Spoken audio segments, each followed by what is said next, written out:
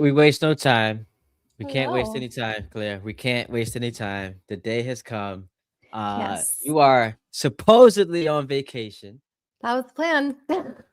and LeBron decided, hey, you know what I'm gonna do? Because I saw this, and this was actually pretty cool that you pointed out. 24th season, announce it on the 24th day of the month. And with that, Yeah, I say good afternoon, good evening. You're on a different time zone. So good yeah. afternoon. How you doing? I'm good. Yeah, I mean, I wish I had thought of that before it happened because then I could have planned my vacation accordingly. But coming to you live from my mom's house in Minnesota. So was planning to have a nice chill day with family. We were heading out to go grab breakfast this morning together. I was walking down the steps to go to my rental car, and I got a text that just said "Wow" in all caps, and I was like, Mm. "LeBron picked somewhere." Like immediately, like I just know that text with no context, that's what it was, and I was truly shocked with the rest of the world when it was Philadelphia. All right, so I'm hosting a radio show on ESPN New York, and we're doing football, trying to ease our way into the football season that's starting Mhm. 7 weeks from now, hitting a little baseball. And then all of a sudden, my producers on my call screen are like flashing red. LeBron is going to the Sixers. And I was just like, wait, what? The entire show format is out, it's out the window Yeah. because this becomes the biggest story in sports. And honestly, obviously doing radio in New York, my first reaction is to like look at it through the lens of like how Knick fans should feel. And so let's start there just for a moment. These fans, they want all the smoke. They're like, we don't care. Jalen Brown, LeBron, Embiid, Maxi, we're cooking. Like we're still good. So I still think the Knicks are the favorites in the Eastern Conference. Mhm. But I, along with Vegas, believes the Sixers are right there. Like they Yeah. are right there.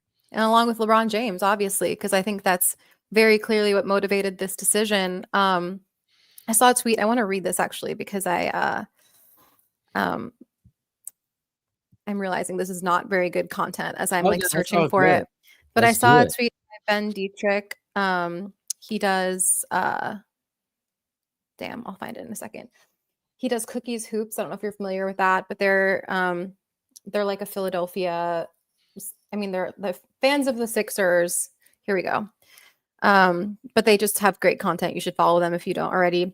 But he said, returning to Cleveland had sentimental value, but minimal risk or reward. Confronted by his own mortality, LeBron chose one last shot at glory. That's actually caring about your legacy. I And I just love it. thought that was so spot on. It was actually like I have to write now tonight. In keeping of the theme of not having a vacation anymore, I'm now working tonight. But um, I thought that's like really similar to what I was planning on writing, which is this idea of like all of us, myself included, were like thinking about, you know, like the tidiest narratives and whatever. And when in reality, it was just like, I want one more challenge. I want one more real go at it. You know what I mean? I want one more real chance. And I want to write a new chapter, before I go. I don't want to go revisit or like relive or do a remake of a movie I already did. I want to do something new and have the chance to be the first player in NBA history to win a championship with four separate franchises. Um, and I just think like our sort of idea of who LeBron is, I think is so informed by the fact that he's a good father, he's a good citizen, he's so like narratively he's all these tidy narratives that are so like, he's drafted by the team from the town where he's from and all these things, but he is a killer as well. And he is like the utmost competitor. And when it came down to decide, like the number one motivation, it appears, was the best chance to win. All right, so we're streaming live on YouTube.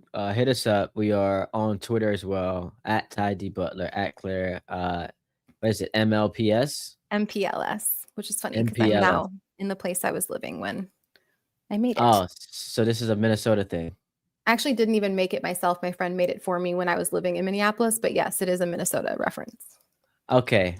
So we actually had our first, I don't want to say battle, but like back and forth last week because we were debating if Golden State legacy wise made sense for LeBron. Mhm. And so now we land here with Philly. And as I was telling my audience earlier, it's perfect Mhm. because like this is an organization that hasn't won a championship since '83. Like we know they haven't been to the past the second round since 2001. And why it's perfect for LeBron is like if you go to Golden State, it's Steph's team. If you go to the Cavs, obviously it's your team. But the new challenge, going to a team with a fan base that is starving, Right. and I don't know that it's Maxi's team. I don't know that it's Embiid's team. Like Right. LeBron is still going to be the guy. And it's funny, my mentions for the last 5 hours are filled with just like Oh, same. morons telling Same. me this is bad for his legacy. No, So yeah. I'm trying to figure out how you being good enough to play 24 years is actually bad for you because he's team hopping and ring chasing. So the same folks who, once he retires, are going to criticize him for not winning enough are the same people who are now holding it against him to put himself in best position to win, which I don't quite understand. But these idiots, I got no time for. If he wins the championship with Philadelphia, and I know we're like fast forwarding a bunch of steps because there's a lot to Mhm. get, but just from a legacy standpoint, it's Cleveland, your hometown, Miami. It's the Lakers and the Sixers. I mean, that's the finishing touches on what I think is the best NBA career of all time. Yeah, and I mean, it's interesting that you mention, narratively, I guess, it being his team and the opportunity to help a starving franchise. I know that was the reason a lot of people talked about Minnesota as an option, but to your point, like that is Anthony Edwards' team. I mean, he is the face of the Timberwolves. And while Maxey is very beloved in Philly, it feels, I mean, you heard what those crowds sounded like against the Knicks. Like Yeah. there were substantially more Knicks fans in Philadelphia for those games than Philly fans because I think the truth is Joel Embiid was that for that franchise, but I think the fan base is just have given up on him, and they don't really have like a face of the Sixers. Again, I know Sixers fans love Max. I think they're really excited about Edgecombe. I'm like sure they're very excited to get Jaylen Brown, but it does have that opportunity for it to feel like a LeBron defined, win potentially, and not just like it's the Anthony Edwards show and he's there to help, or it's the Steph Curry show and he's there to help. But honestly, like we should dive in at some point to his statement because I found that very interesting. That was a rich tapestry as well, but um it sounds like he was just like, you know, I want to enjoy myself. I want to play high level basketball and I want a real chance to win. I want one more real chance. And he said, this is my last decision. This wasn't about family. This wasn't about money.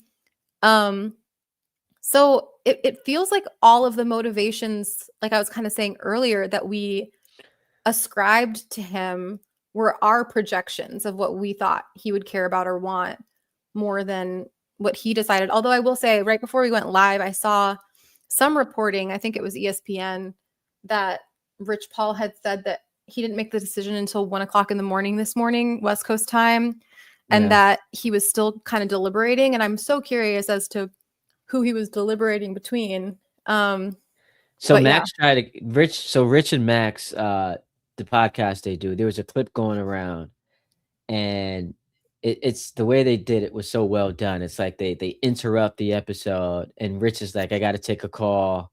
And then he comes back and Max is like, all right, what was the call? And then they talk about the decision. And Max is like trying to hammer down, all right, so who did it come down to? Was it between Philly and Golden State? And Rich pretty much says, like, everyone was still on the board.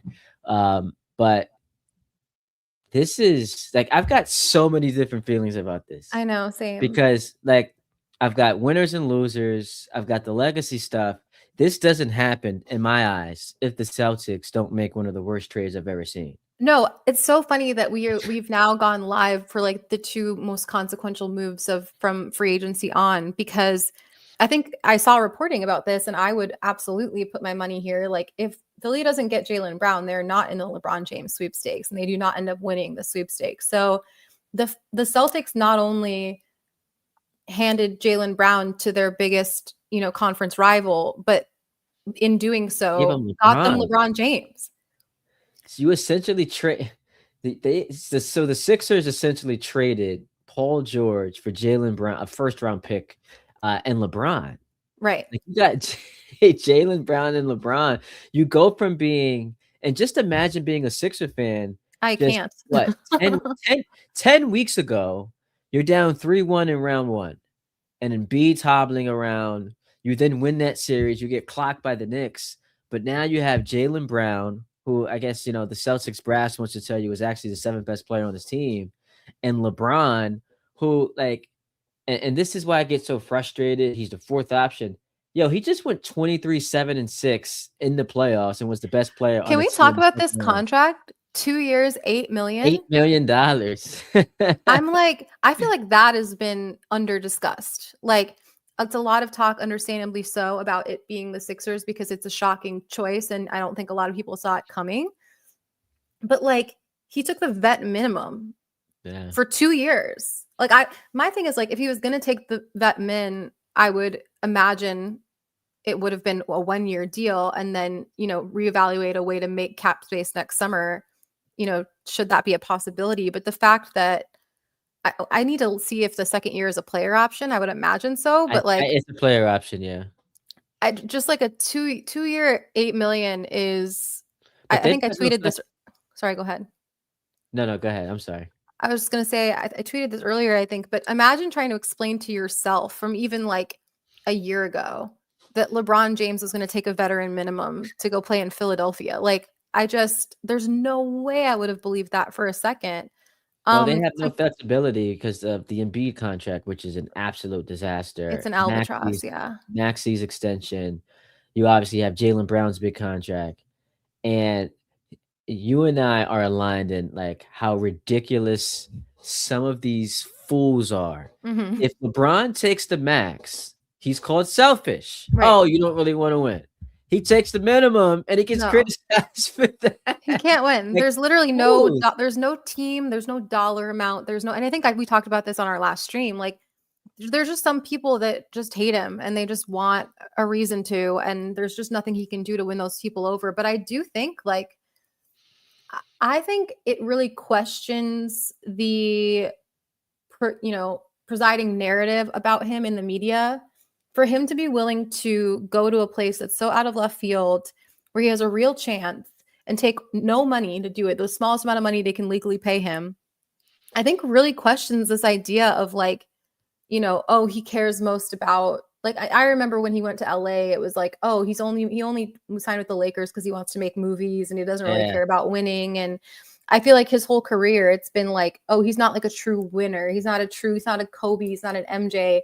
And I think what people are really recognizing when they say that is he's not a psychopath. Like, he's not, he doesn't have like a personality disorder. Like, he's a good dude. And so I think they see that and they're like, oh, you're not like punching Steve Kerr in the face. And so you're not like a real killer. You're not a real competitor. But like, he said it in his statement, like, he wants to win one more. And that's why he's still here. And I think the proof is in the pudding. He took $4 million to go play with as good of a chance as he'll find in the league. All right. So we go through the statement. Yeah. Bron tweets this out 11:30 a.m. I thought I was done when the season ended. I wasn't ready to announce it. And this shocked me, that first part. And I knew I needed some time to really decide, but I was Yeah. pretty sure I played my last game. That part, I was like, wow, I didn't realize we were that close to the end. I was honest at that last press conference when I said I needed to look at myself and decide if I still love this game. I still truly love this game. I have more to give. The last few weeks have been really special. I've never been able to have no clue what to do and take real time to just think. I've had an incredible few months with all the people. I love trying to figure it all out. This is my last decision. I'm not going for money, clearly. I'm Mm-hmm. not going for family. What am I really playing for at this point? I still want to sacrifice. I still want to work. I still want to grind. I still want to compete to win and to have a chance at the feeling of winning another championship. I believe I can help make the Philadelphia 76ers a championship team. And I'm so excited to energize a new fan base and start this incredible journey one last time. Thank you, LA, Miami. I'll forever love and Northeast Ohio will always be my home. Another takeaway I have from this, because Claire, like, and you're gonna be writing a column about this. There's Mm-hmm. just so many things going through my brain. If the Knicks don't win the championship, he's going to the Knicks. Oh, 1000%. And I think if I had to guess what actually happened, like what transpired, I do take him at his word that he was seriously considering retirement versus starting over with a new team, like at the end of the season. But I would imagine that very quickly, at the end of the Lakers season, which ended in round 2, I would imagine that very quickly pivoted to, I'm going to play for the Knicks. And then as he watches them get further and further, I, you know, I'm not reporting anything, but I have as good of an insight into how his psyche works as anyone, I think. And I would say all the way through to when, game 4, when they looked like they might not even win the finals, I would say it was probably still the Knicks, would be my guess. Like, I think the only thing that changed the course of that history was that they won. Because as soon as they won, the risk reward was just, it was no longer valid. Like, best case scenario, they win a championship, which is still, no one's repeated in like a decade, and say Yeah. they're the first team to repeat. He gets like no credit for that because they just won a championship. And anything short of that, which is the majority of other outcomes, he's going to get blamed for him being the thing that threw off the championship chemistry. So he really had nothing to gain and a lot to lose by joining a championship team. And so I think it was over as soon as they won. But I thought, what I thought was interesting, I was texting with a friend who works in the greater LeBron universe today about how, Savannah and the family, like the plan had probably been for a while to move to New York. Mm. And, to have to make another pivot after the pivot, like, okay, we're moving to New York, might be a hard sell. So maybe it factored in that it's like, okay, well, the team is changing, but we can still move to New York. We can still go Yep. through with the plan. I'm sure it took some convincing probably to convince his family to move out there if that's what's going to happen. So Philly is sort of like, it's a happy medium in a lot of ways of like, he gets to choose fun, choose joy, try a new challenge, have a real shot at winning. His family gets to move to a city that they already, had wrapped their minds around and that they wanted to be in. And, it's a starving fan base that like would Yep. be really appreciative. If I think that Philly would probably be really grateful, even if they made it out of the conference. I mean, even if they don't win at all, if they just make the finals, like, I think, Sixers fans haven't really had a whole lot to cheer for over the last couple decades. So Philly fans are really weird. I will say that they yeah. are Oh, they're insane. uh, insane. They booed their football team Yeah. a year after winning the Super Bowl, and so I don't quite agree that they will cheer like even if they just get to the finals and get clipped. I don't know if that's the case, but what I will say is to your point, like the passion from that base, and you now have two guys with chips on their shoulder in both Brown and LeBron. And I think that that is going to help aid them during this run. Obviously, the elephant in the room is Joel Embiid. Yeah. Like what he looks like. Can he give you 50 games? Because the last couple years, it's 38, 19, and 39, the games played for Embiid. And that's just not good enough. And, people will say, well, does it really matter? They're still talented. When you're paying a guy $50 million Yeah. and like stylistically, there's a change when he's in the lineup versus when he's out the lineup. I do think it kind of matters. I don't think that they need him to be MVP Joel Embiid, but can you be available? Can you give us some minutes? And if he can, man, I am not going to call them the favorites in the East because I think the Knicks have deserved that. Mm-hmm. But this team is so, so fascinating because I feel like without even having seen them play, they complement each other so well. Is there a universe where Philly trades Joel Embiid for Anthony Davis? But why would Washington do that? Because Joel Embiid is a better player than Anthony Davis. But he doesn't play. Neither does Anthony Davis, kind of. I mean, for all intents and purposes. AD plays more than Embiid. Like For AD sure, is more reliable than Embiid. Embiid's but got the worst contract maybe in NBA history. he has a really bad contract. I just mean like I could see how you could talk yourself into it if you're Washington. Because you're like, you probably get assets to make that trade. You know what I mean? Like you're not giving up anything besides Anthony Davis in that transaction. So you're probably getting a couple, maybe a first or something. I don't know what kind of assets Philly has. I have to check what they've got, but you might be able to get assets in-house. And it's really the AJ DeBonsa show, and it's going to take a couple of years for that to like fully blossom. So does it But I mean, matter which old guy, like older, injury prone, talented center is there on an overblown contract? Like you're paying Anthony Davis 50 something million too, and neither of them are really reliable, and they're both quite injury prone. And Joel Embiid is a better player, I think. So you were in summer league, so I don't know what the pulse of the situation there is in Washington, but they've convinced themselves they can be a legitimate team this season, the Wizards. With Trey, with AD, with Devonta, like they really are sold on Middleton, like they're really sold on, hey, the East is not terrifying, like we can make a run.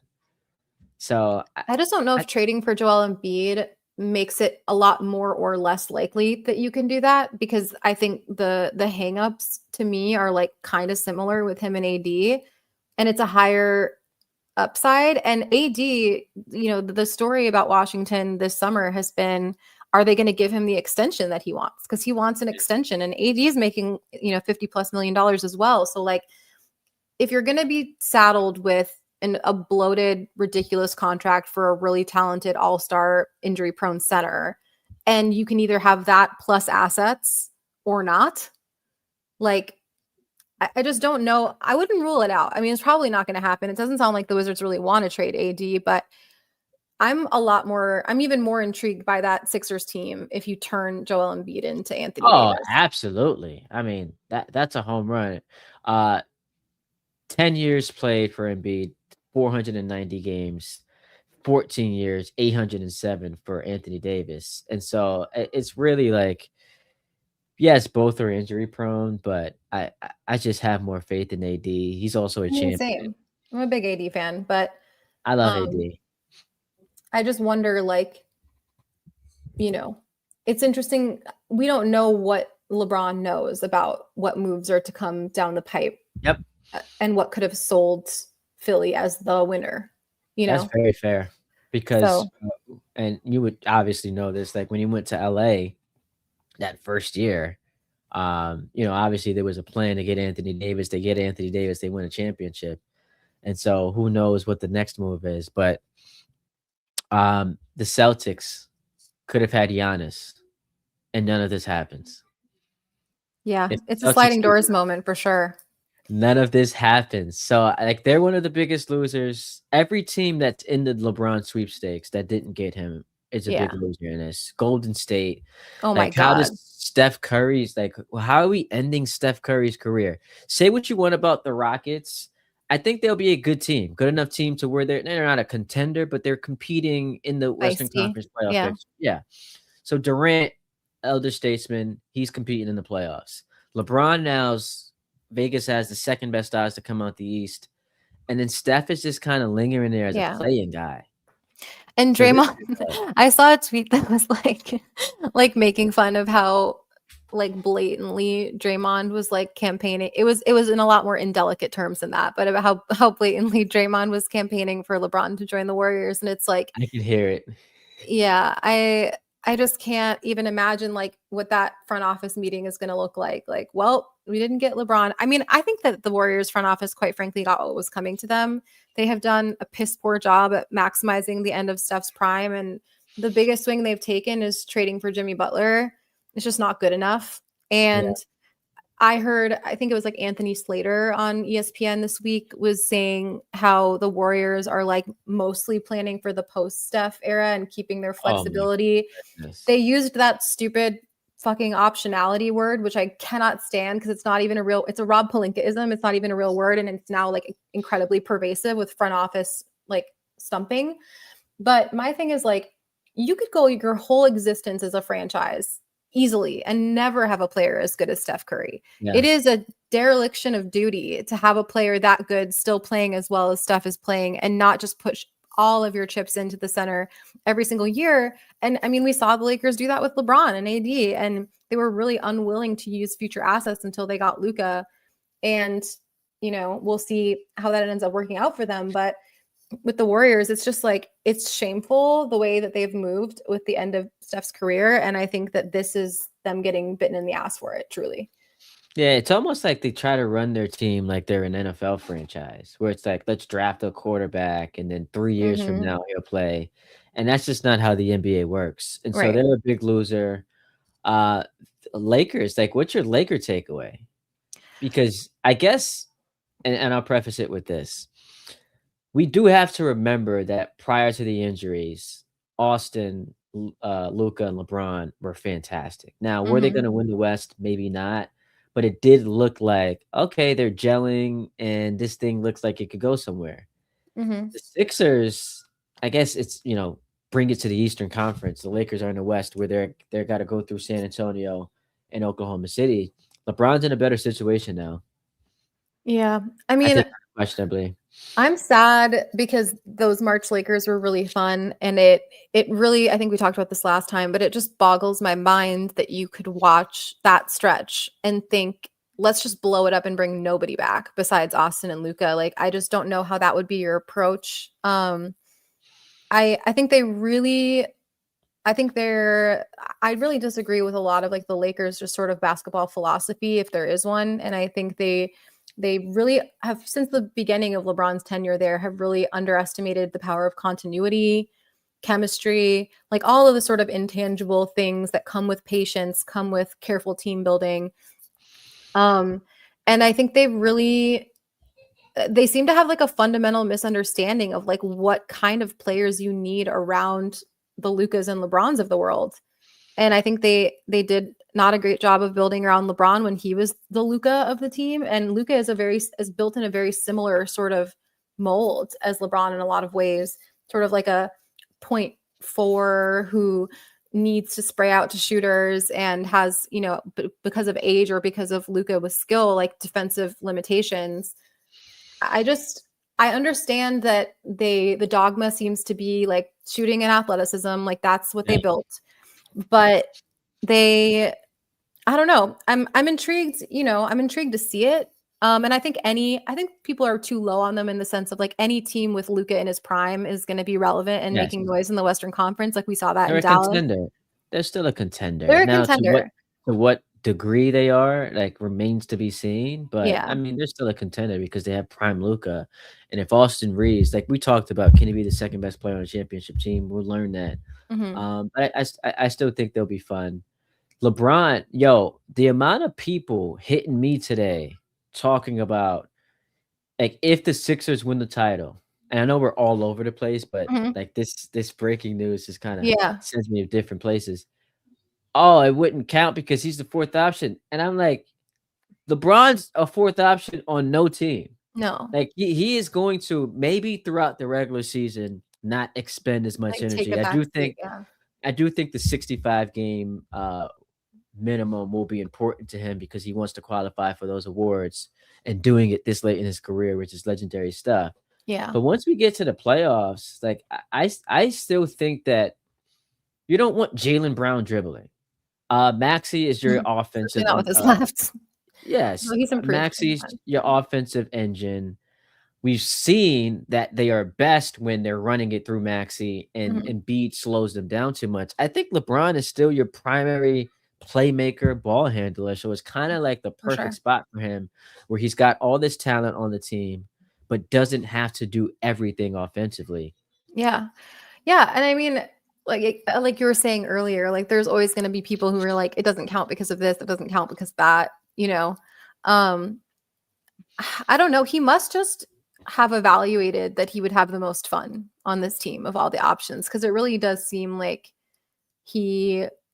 I think he knows. I'm sure he's very aware that no one's ever won 4 rings with four Yeah, different franchises. I'm sure he's hyper aware of that. But also, I think he knows, like 5 rings, like it's not going to be, people aren't going to be like, you know, I don't know if he had gone to like the Knicks or Oklahoma City or something where it was like very like ready made and he was doing next to nothing and wondering, like, yeah, maybe there would be an asterisk with it in history. yeah, But like people talk about the number of rings. If he wins one more, it's 5 rings, like that yeah, matters. So exactly. I do think he probably cares about that stuff, but I don't know. I know we sort of read over his statement and moved off of it to talk about just sort of like the winners and losers and the analysis of it all. But like, I found that statement so interesting. And I really thought it was like reflective in a way that like, and felt kind of vulnerable in a way that I thought was really interesting. I know people are very like, everyone thinks he's lying all the time. And, but there were like typos in it. Like, it seemed like he was just sitting there, like firing off tweets, and I don't know. It seems like when he was weighing everything, he was just like excited by this idea. And like it going to Philly and the challenge of that and the prospect of that and the sort of unknown of that made him excited to get up at 5:30 in the morning and like get those workouts in. It's like, it's almost like he chose the thing that could like keep his motor running, if that makes Because sense. it's also a different type of decision, right? Mhm. Like going from Cleveland to Miami was all right. This team is not good enough. I've got to go win championships. He then fulfills that in Miami, and then it felt like that team in the 2014 finals had run out of gas, and now he's returning home for the sentimental value. He fulfills his obligation, his prophecy there, and now it's like, all right, I want to go play for the legendary franchise. And I know people want to make this about movies, but no, I think we can actually win a championship. And bring This them back felt from the fucking yes, depths. they had Yeah. missed the playoffs. They had not made the playoffs 7 straight years. Mhm. Yeah, 7 straight years they hadn't made the playoffs. This felt different. Mhm. Um, because to some degree, was he being kicked out? Like it just I don't want to say kicked out, but clearly the relationship at some Pushed point had out, I gotten think is fair rocky. to say. Yeah. Yeah, it had gotten rocky. So, that was not the case Cleveland going to Miami. That was not the case Miami going back to Cleveland, and that certainly wasn't the case Cleveland going to LA. And so it's a different spot for him to be in. And now, look, I hate when people call me up and they're like, "Oh, this guy's extra motivated." There's no like you're not extra motivated. Maybe you're playing with a chip on your shoulder. But given how things ended with the Lakers, you talk about like he's searching for happiness, which is what Rich Paul said. This is gonna fuel that, and it feels like an exciting journey. Like I'm Yeah. excited. Like this is a team that I'm not just going there, to play with. Like Steph would have just been like, we can't win. I just want to have fun. This is a team that could check 3 boxes. It's obviously a cornerstone franchise that hasn't won in a long time. They've got tremendous talent, and we could win a championship. So I just found, like you said, like that statement to be interesting. Was he really considering retiring though? Like that struck me. I think he was. I thought for most of last year covering him, like there was a really good chance that last year was it. There were a lot of things, like a lot of questions I asked him. He gave me answers that were very like, I don't know, like I just felt there was just sort of an air. He was clearly like dealing with a lot of his basketball mortality last year, at least. Like even if he wasn't for sure going to hang it up, I think he was really reckoning with, because to your point, this was his first time being pushed out of anywhere. It was his first time feeling like unwelcome or like it was someone else's team since childhood. I mean, he had never Yeah, not been the first option. And, just sort of reckoning with that meant the beginning of the end, in a way, whether it was this year, next year, the year after, like it's coming and it's soon. And I think he was dealing with that a lot. And it was like kind of a dark cloud over the season in a way, in addition to just sort of the drama behind the scenes with the Lakers. But I remember there was one answer he gave. I don't even think it was to me. It was to someone else about, it was about like people criticizing him or something like that, about sort of like pushback. And he quoted Fade to Black from Jay-Z. And he was like, maybe you'll love me when I fade to no, black or whatever. I love that. And It- I just think there was a lot of like, I really don't think he knew. And I think much like this decision, people assumed like, oh, he's playing, puppeteer and he really knows. And he's just trying to like get all the clicks and attention and views. It's like, I think he was really wrestling with it. Like, how do you know when it's time to be done? And I know he had flirted with the Knicks for a long time. And it probably was like, once that became, a real option and it seemed like they were really good and maybe like that could have worked out. it was probably like, okay, that's the answer. And then that answer, in my opinion, probably got turned upside down when they won the championship. And the reason it took this long for him to decide is because it was going to be the Knicks. And he had to spend the last month figuring out where the hell else it was going to be, if not the Knicks. You know, I really do believe that's what happened. Like, and the way he said goodbye to me as well on the last day of the Lakers season, like when we were walking out of the press conference room, he like stopped and gave me a hug and was like, I'll see you later, Claire, like have a great summer or whatever. And like, he was just really intentional about like saying goodbye and stuff. And so I was kind of like, like, I don't know. There were just a couple things I clocked at the end of that season where I was just like, I don't know if he's coming. I definitely was like, I don't know if he's coming back here, but I was also sort of like, I don't know if he's coming back at all.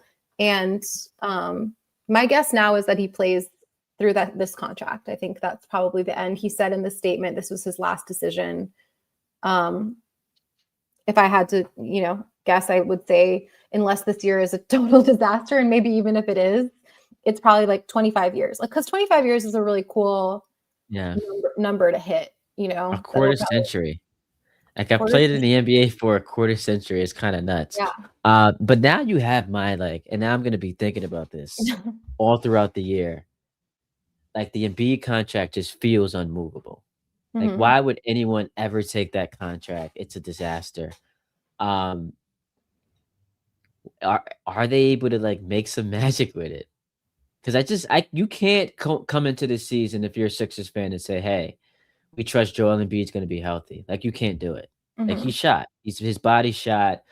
And the problem is, even if he does make it to the playoffs, like we saw in that Knicks series, he's out for game 4 because that's just Joel Embiid. I mean, the thing about LeBron, sorry, go ahead. LeBron is too calculated. LeBron cares too much about winning to put his faith in a guy like Joel Embiid. Yeah. Go ahead.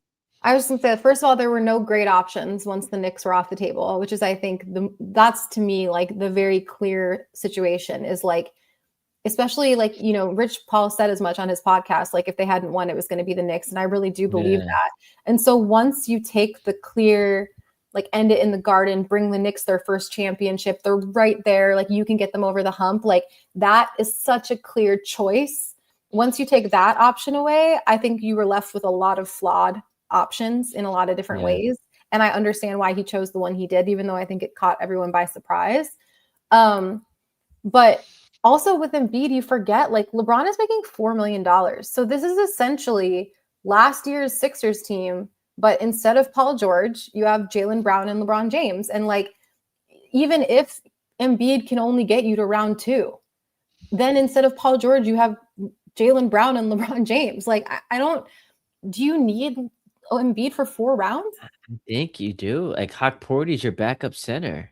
They're going to get another center. There's no way they're not. Like, they have to make moves for that. Like, you need some size against the Knicks, who's your biggest competition. And when a guy's making $57 million, like, it's hard for me to say, despite him making $57 million, he's not all that important. Okay, like, here's my question. Okay. Because they had to give up assets in the Jaylen Brown trade, right? What do they have left asset-wise right now? Let me look it up. I'll look it up. Let's see. Future draft picks for the Sixers.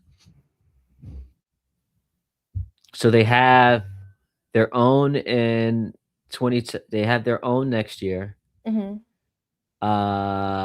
They have their own in 28 via the Clippers. Let me share the screen here for you. So here's what, like, back to the AD possibility, right? Because the lottery odds have been flattened now. So the fact that Philly is probably going to be really good next year doesn't really matter as far as like their chances in the lottery, like it would have back when it was like correlated to a win-loss record. You tell Washington you can have a first-round pick this year and a first-round pick next year and Joel Embiid, and we just want Anthony Davis. And you don't think that would make Washington at least like blink? Oh, absolutely. I don't know, man. Oh, absolutely. But that's the type of trade it's gonna take. You're attaching 2 future first round picks just to get off that contract I think that's and what you have bring to do. Anthony Davis back. I think you should be so lucky to get someone as good as Anthony Davis back for that Joel Embiid contract. Because to your point, it's probably the worst contract in the league now. It's right with Paul George, but somehow they turned Paul George into Jaylen Brown. So all I'm going to say is never say Yeah. never, because that Paul George contract to me was right up there with Joel Embiid's as far as like really, really bad contracts. I'm gonna say, I'll give you credit. I wasn't thinking about the Anthony Davis part to this because it was Anthony Davis. If he doesn't go to Golden State, he's staying in Washington, and that's the only way him and LeBron play together. But if he can get to Philly, I mean, imagining Philly fans and how they would treat Anthony Davis honestly does make me kind of shiver down my spine. But like, oh yeah. can you imagine if he like hurts his eyeball again or something while he's playing, and like how a Philly fan would react to that? First game pulls his groin again. Oh my God. Nice. Don't speak that into But existence. now the wheels are turning. This is what I like. All right. Any other thoughts on this? What's Yeah. going in the column tomorrow? Can Oh, I get a man. little preview? Well, before I get to that, I will just say one thing we didn't touch on that I thought was interesting when I was trying to put myself in his shoes and imagine how you end up choosing. Because I really was among the people who thought at 42 years old, you really want to start all over in a brand new city with a brand new team you've never been to. Like, I mean, I'm in my 30s and that sounds beyond exhausting to me, you know? So that seemed far-fetched to me at first. But like when you think about it, again, you know, you go to like a Golden State, you're competing with people's idea of the legacy of Steph Curry. You went and played for the Lakers. You're in Kobe's shadow the whole time. You go to Cleveland or Miami, you're kind of competing against the legacy of like a younger version of you that you just can't be anymore. Like you leave them, if you leave those teams as is and you don't ever go back, the version of you everyone remembers, the version of you they had is the peak version of you, the best you'll ever be, the best you ever were. If you go back as a 40-something-year-old and write more to that story, write an epilogue, it does kind of tarnish almost like what they had, like the memory of what they had in a way. It kind of functions in a similar way to like how Kobe's shadow functioned in LA, where it's like you're never going to live up to what they're holding you up against. It's just impossible, you know? So that honestly makes a lot of sense to me now that I think about it. It never really occurred to me before. But, you know, again, like Ben's tweet that I read earlier, like it's just like the higher risk and lower reward to go back somewhere that you've already won. Because like if you don't win, you're falling short of your own standard that you set, you know? So Yeah. I just find that really I guess the flip side to that is like you're going to a big market with Philadelphia, and if you don't win, fairly or unfairly, that is going to be looked upon as a failure I don't know because if people are I agree. no. I am not saying that is my take. No, what I'm saying, like he's taking the veteran minimum to Yeah, go try. but Like, that almost is like I don't know that people look at salary as like this catch-all metric as but they were far a as like what play-in your team value last is. year. Like, it's not Absolutely, like he's going to a absolutely. juggernaut and like trying to like get them over the hump like he would have if he had gone to the Knicks. Like, this is a team that really had no business upsetting the Celtics last year and But then did. you add Jaylen Brown. So look, I am simply playing devil's advocate. Yeah. I don't want you to think that I agree with what I'm saying. I'm just the narrative with Philly is going to be you got Jaylen Brown, who's because it's going to be funny how the people who were kind of demeaning Jaylen Brown all of a sudden are going to prop him Now up it's a super team. Yeah. now just to knock LeBron. So it's you're playing with a guy who was in some people's eyes considered the best player on a championship team just 2 years ago. Mm-hmm. It's Maxey, who's a transcendent star, Edgecombe, who we haven't even mentioned yet, and he's been great, and hopefully in Joel Embiid, and now you've got the second best odds to win the Eastern Conference. It is all going to fall on him in a lot of people's eyes, and I think the benefit obviously is what we talked about. You win a fourth championship with a fourth different franchise. I mean, that's never going to be done before. Never going to be done again. Mhm. Like, it's just completely unheard of. The downside is you couldn't get them over the hump. You were brought there to do that, and you couldn't do it. I don't know. And I just there's a bit of a softer landing spot in Cleveland because it's like, all right, like we've kind of seen you do this before, and like these guys have been losers anyway, so like you couldn't do it. But the Sixers, I don't know. I think that's a testament though to what I love about him and what is, I think, misunderstood about him. Like I was saying earlier, is like it is more of a challenge, and it's harder in a lot of ways because it's not comfortable, it's not familiar, it's not coming back into the warm embrace of a fan base that already loves you, and it's not safe, it's not comfy and cozy.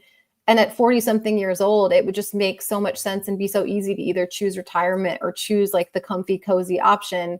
And he's choosing a fun, stimulating challenge instead, where Yeah, he like has a real shot. And I think that's like so commendable, especially like the way that he approaches being an NBA player is that, he's the first one in the gym, last one to leave, like extremely regimented about his health and fitness. And he takes all of this really seriously and is like working harder than any player in the gym.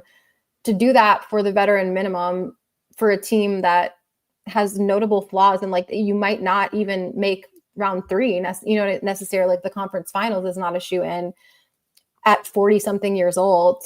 I just think like, I don't know if anyone's, people have their problems with LeBron. He is a polarizing figure. There's nothing I can do to change that, but you can never question how much this dude loves basketball because like, there's just nothing left to play for besides just that he really loves it and he really wants to win. That's let's it, talk about how great this is for the NBA.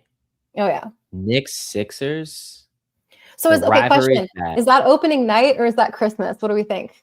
Oh, it has to be opening night because I think Christmas should be Knicks Spurs, right? Well, but so the alternate is it Sixers Lakers opening night? I think it has to be because the Knicks are playing an Eastern Conference team on opening night. Who's the other team? Like if the The Pistons, like Heat there's with no juice there. Giannis. There's That's not better than LeBron though. the Celtics. I don't know. I mean, That's not juicier than LeBron. Sixers, Knicks, that's a rematch. 2 times over because they played in the playoffs a couple times the last half decade. And now the LeBron factor, LeBron having to stand there and watch a banner raised in New York when he wanted to go there. I yeah. think that's the sexier matchup for opening night. And then Christmas Day, I feel like you got to do Knicks Spurs in New York. Yeah, I don't know. I'll be really curious to see. I mean, this is why Adam Silver was throwing a temper tantrum about LeBron not deciding yet because he had to figure out all these machinations that we're talking Yeah, about. right. Oh my goodness, LeBron's holding up the league. So I think it's Knicks, Sixers, and then the nightcap Spurs Thunder feels like a layup, right? Rematch of the conference finals. But this is great for the league. It's incredible for the NBA. You have this rivalry renewed, and LeBron is going out last stand trying to take out the New York Knicks back in the Eastern Conference. It's so fun. Like I can't wait for the season to start. I'm going to be very emotionally conflicted because, growing up in New York, I've been really enjoying this Knicks team. And Oh, you're a Knicks fan now. Oh yeah, I forgot about that. As much as I try not to have allegiances as a reporter and writer, I try and be as unbiased as possible. I really have grown an affinity for this Knicks team. And then on the other side of the coin, like watching the way LeBron was sort of unceremoniously shuffled out the door in LA, I very much would love to see him succeed on his next team as well. So there's going to be some internal conflict going on for me. All right, Game 7 at MSG. This to me.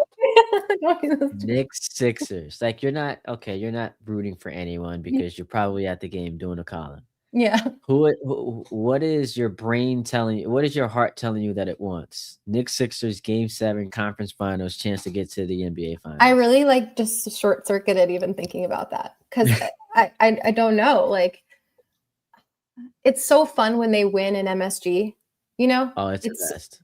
So like whenever I'm at a Knicks game in MSG, I just want them to win.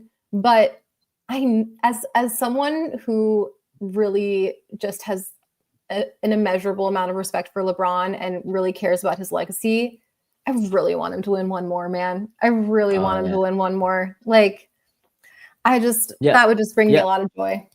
Yo, Knick fans are still hung up on his I don't know. It's decision in tough. 2010. 2010, and when he decides he's going to Miami, there are Knick fans who still are just like, What would you want to uh, see happen? How would you feel about that? man, It's tough, that's right? tough. Yeah, it's As a tough. lover of like basketball stories and the narratives and like the sort of just the storybook of it all, LeBron winning, I think, would tough. be the best story. It would be an amazing story, but I also like really love this Knicks team and they're a great story, you know? LeBron's last dance being Bringing ending the the Sixers a Knicks, title, yeah, I mean, bringing the Sixers a title, but in doing so, beating the Knicks on their home floor in Game 7, like one final time, because he's teased them throughout his career. mhm, And now this is the time where they're like, yo, a lot of Knicks fans all of a sudden too good for LeBron. And right. so he's like, all right, I'll show you you're too good for me. And then he beats him and then wins a championship. I think Yeah. that's the best story. What I'm rooting for will depend on who I pick to come out the Eastern Conference, I guess. I mean, I still think like the Knicks repeating would be really cool because somehow people are still talking about them like it was like a fluke and they're not the favorites next year. And Which is good I for was them. listening to, you know, I'm a big fan of Jason Timp and he's a friend of mine and I have a lot of respect for him. He's an awesome analyst and really smart about basketball. But he was talking today about how the Knicks have a lower ceiling and a higher floor than the Sixers. And I was like, he was saying something about how they don't have that high of they still don't have that high of a ceiling, even though they have a really high floor. And I'm like, riddle me this, bro. How do they not have that high of a ceiling when their ceiling is bona fide championship winning team? Like, I don't know 16-3. Yo, they like set the what's a higher record for ceiling than that? I don't They set the understand. record for point differential, and even if you wanted to talk about, "Oh, the Eastern Conference was weak," okay, cool. Look who they played in the finals, and look at what they did to them in the finals. So, yeah, but I honestly think this is great for them. This is fantastic for the Knicks. Because Like, they do better as like the underdog who was, yes, you know, yeah. they gotta hear it, they gotta listen to it, the whole participation trophy thing, even something as simple, and Mike Brown is a smart coach, he'll use the 2K27, Wemby's on the cover, it should have been Jalen Brunson. Like, I think all of this is great for them. Like, this group feeds off of that stuff. I'm kind of They don't surprised. want Oh, sorry, go ahead. I was gonna say they don't wanna be smelling themselves and feeling themselves. I think Yeah. they still wanna be the under and the fan base loves it. The fan base doesn't want national radio and televisions, anointing the Knicks. As much as they feel slighted and disrespected, I think they prefer being the underdog because that's what they were all throughout the 90s. And And all this is throughout this kinda run, really. yeah, this is reminding them of that. Yeah, it'll be so interesting. I'm just like, this Eastern Conference is so intriguing this year. Like the Who you Pacers are picking? Who you picking? I mean, probably the Knicks, but I need time to think about it. Cause like, okay, we've got a Sixers team that's the best Sixers team in my lifetime. I think probably, you know, as far as just like pure talent.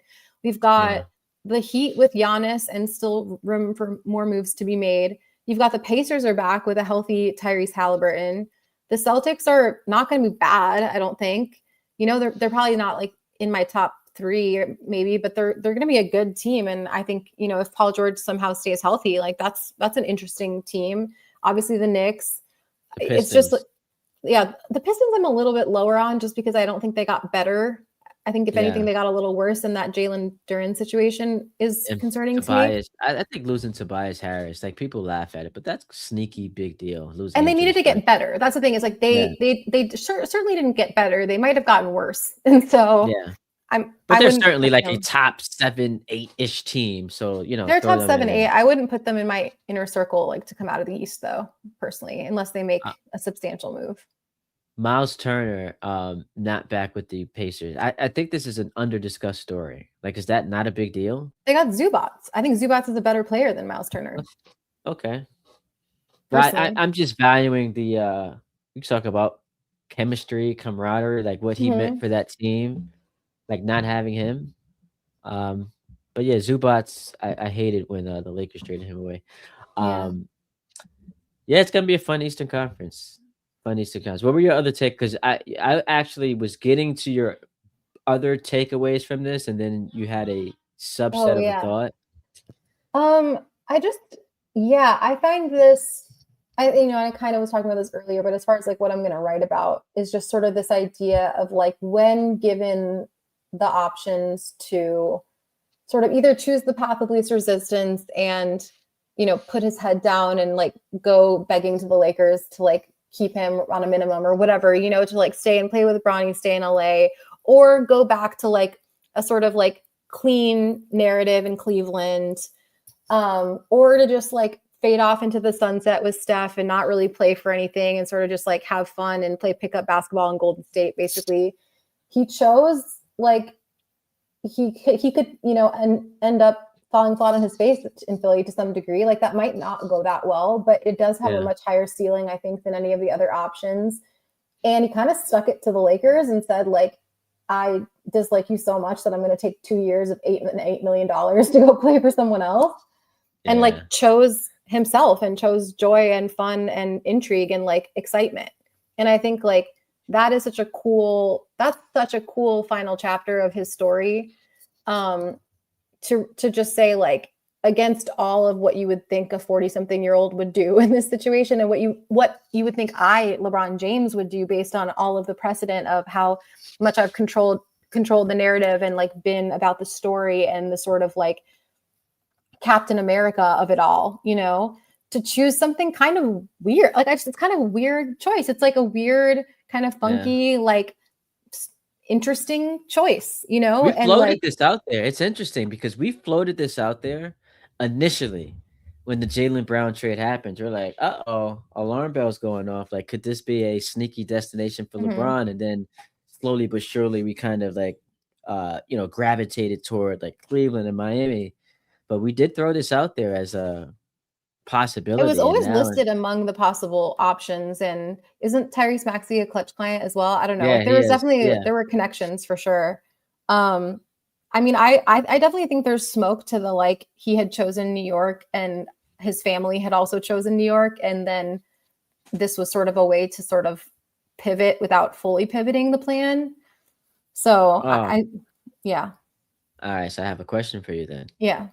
So you were there for Game 4. Mm-hmm. It's one of the greatest games of your life. Yeah. Knicks don't come back and win. They lose the series. He's a Knick. But I feel so certain of that. Okay, so he's now a Knick and then wins a title with that team. Do you prefer that second scenario or the one that you just experienced? That's tough. In the second scenario, do they for sure win a title with LeBron? No, he just signs with the Knicks. He just signs with them. I can't take that title away from New York. That means so much to the city. Like I would never be like, I couldn't sleep at night if I made the choice to like gamble with the Knicks having that title. Like I think it's really important to New York. One small piece they're in the final, but think about it. They're in the finals. They're up 2-0, but they lose. So this means that they're really close to winning the championship. They add LeBron, 2 years, $8 million. He gave you 23, 7, and 6 in the playoffs last year. So you do have to have some confidence that in an Eastern Conference that yes is increasingly difficult or getting better, that this team that you still think is the favorites now adds LeBron and they win the championship. I think they would have a really good chance. And I would have loved that, like, as, again, someone invested in the narrative and legacy of LeBron James, like, were he to be the one to bring New York the championship, I think that would be a beautiful end to his story. However, we've talked about this, like the kind of sliding doors of that all. Like, if they lose that game and then they ultimately lose the series, end up getting LeBron, it changes Jalen Brunson's legacy completely. There's so many different sort of like butterfly effect things that come out of that. And I love everything from like a basketball sort of story perspective of what it means that they won that championship that way. Like, I love what it says about betting on guys that have been overlooked in other stops. I love what it says about having patience and like letting teams build organically and like letting things evolve naturally and letting guys make mistakes and learn from them. There's so many guys that had been sort of like, doubted and whatever in various stops that got to have their moment. I love that the OG Tippin kind of defines that championship run, because it's like that's such a Nixian play to me of just like the sort of just force of will to like, change the course of what history was supposed to be in that moment. So I love everything about that run. I think it's beautiful. I think that game was, one of the coolest nights of my life. And as much as I would love for LeBron to have ended his career with my hometown team and helping them win a championship, I just think it had to happen the way it happened. And also not to like, put Damn my shame. own political views on it, but to have it happen in the Zoran year is just really cool to me. Oh, So wait, did you mention politics? Hang on, can I show you this before we get out of here? yeah. Oh, man, I don't know if this came across your feed, but, Oh, I almost brought that up actually, the Trump thing when we first started talking. yeah, our president, Our president said that he Michael seems to Jordan be is definitively the GOAT because Michael Jordan likes him, which to me ends the GOAT debate in LeBron's favor. So he seems to have, the GOAT debate, like, atop his top of priority list. mind. I mean, Yeah. there's so much it's not like there's a lot going on in No, the I was gonna country. say he's probably just bored. There's not much going on. May Has he had any here's the lettuce recently? right? Here's the funniest thing. Yeah, lettuce, man. Y'all be careful out there. Um, Head on a swivel. maybe LeBron is a racist. Wow. Maybe he doesn't like I can't figure out honestly, if I comb through this entire sentence, I can't figure out what my favorite part is. Maybe LeBron's a racist. Maybe he doesn't like Trump. Third person. I don't know. I only like people that like me. So So I would I say would Michael say, Jordan all the way. and thus ended the GOAT debate once and for all. It Oh is my LeBron James. goodness. I There can't you have figure out it. my favorite part of that statement. I I mean, cannot figure it out. Michael He Jordan's got to sees be like looking up from like a glass of Hennessy on a golf course. Like, wait, what the fuck? Like, yeah, why is my phone blowing up right now? what? Why did you bring me into this? This was a lot of fun. So much fun. Uh, Now man, I have to I'm pretty go right. I'm pretty sure I'm gonna wake up with more thoughts tomorrow. Oh my gosh, yeah, And yeah. so We should talk about this again next week when I'm yeah, back for sure. let's do this again next week. When are you back? I get back really late Wednesday night of next All week. right, so we'll figure something out. This was a Mhm. lot of fun. So much We got fun. some pop on YouTube here. Shout out to you. Enjoy the rest of your night. Out to you. I'm looking forward to seeing the article on the Guardian. Yeah, I gotta organize my thought. I feel like that sort of helped me like organize my thoughts to a degree, but like you said, there's just so many things spinning around up there right now. Like there's so much to parse. Yeah, I So apologize. I was like all over the place. no, Usually I there's pride so myself on being more many. organized, but this was I think the instant reaction thing is sort of just about word vomiting all your thoughts out there and organizing them later. But I was truly, I mean, that's been the theme of the last couple of years in the NBA, like best soap opera on earth. But I was truly shocked by this one. This one oh my goodness. really caught me off guard.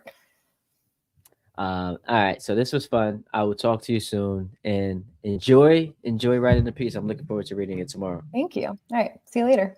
That was Claire DeLune of The Guardian. Wonderful job. This was a fun show. We'll be back next week. Exciting stuff. Man, I still can't believe it. I really can't believe it. LeBron is going to Philadelphia.